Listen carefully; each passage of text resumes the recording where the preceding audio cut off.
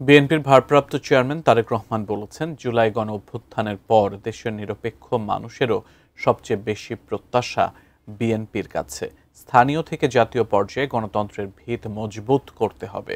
আর দলের মহাসচিব মির্জা ফখরুল ইসলাম আলমগীর বলেন, শুধু ভোটের অধিকার নয়, মানুষের সব অধিকার নিশ্চিত করতে হবে। দীর্ঘ ৭ বছর পর অনুষ্ঠিত হল বিএনপিপন্থী চিকিৎসকদের সংগঠন ডক্টরস অ্যাসোসিয়েশনস অব বাংলাদেশ ড্যাবের কাউন্সিল ও নির্বাচন। রাজধানীর ওয়েস্ট লিটল ফ্লাওয়ার স্কুলের মিলনায়তনে অনুষ্ঠিত এই অনুষ্ঠানে বিশেষ অতিথি হিসেবে উপস্থিত ছিলেন বিএনপির মহাসচিব মির্জা ফখরুল ইসলাম আলমগীর। দীর্ঘ ১.৫ দশকে স্বৈরাচারী শাসকের হাতে চিকিৎসা খাত ও চিকিৎসকদের দুর্ভোগের কথা তুলে ধরেন তিনি। এ সময় তিনি ওষুধ শিল্প খাতে অন্তর্বর্তী সরকারের আত্মঘাতী সিদ্ধান্তের সমালোচনা করেন। বর্তমান সরকারের যিনি সহকারী উপদেষ্টা আছেন চিকিৎসা স্বাস্থ্য মন্ত্রণালয়ে, তিনি এমন কতগুলো ব্যবস্থা আইন দিচ্ছেন যাতে করে ইন্ডাস্ট্রি বন্ধ হয়ে যাবে।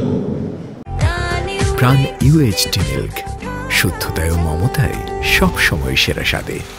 বিএনপি মহাসচিব বলেন, ভারপ্রাপ্ত চেয়ারম্যানের দূরদর্শী চিন্তার ফসল ৩১ দফা আগামী জাতীয় নির্বাচনে জনগণের মধ্যে বিএনপিকে ঘিরে প্রত্যাশা আরও বাড়িয়েছে।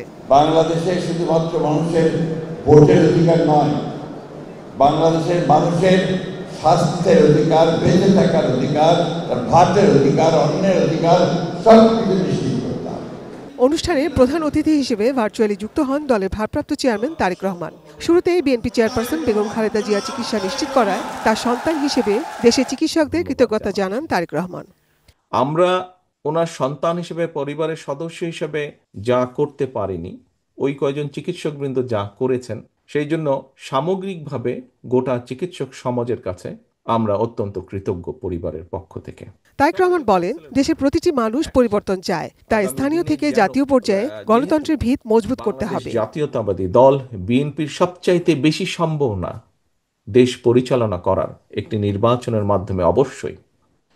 সেই জন্য বিএনপির কাছে প্রত্যাশা করে বেটার কিছু, ভালো কিছু চেঞ্জ করার। গণতন্ত্রের ভিতকে ধীরে ধীরে আমাদেরকে মজবুত করে গড়ে তুলতে হবে। সেটি বাংলাদেশের সকল পর্যায়, স্থানীয় সরকার পর্যায় থেকে শুরু করে জাতীয় পর্যায় পর্যন্ত। তিনি বলেন, জনগণের সমর্থন নিয়ে সরকার গঠন করতে পারলে ৩১ দফা বাস্তবায়ন করা হবে। এই যে যত রিফর্ম নিয়ে কথা হচ্ছে, তার 99% রিফর্ম, এই প্রস্তাবনাগুলো জাতির সামনে আজকে থেকে প্রায় ২.৫ বছর আগে বাংলাদেশ জাতীয়তাবাদী দল জাতির সামনে উপস্থাপন করেছিল। যেই সমমনা রাজনৈতিক দলগুলো ছিল, সেই রাজনৈতিক দলগুলোকে সাথে নিয়ে বিএনপি ৩১ দফা বা রিফর্ম দিয়েছিল।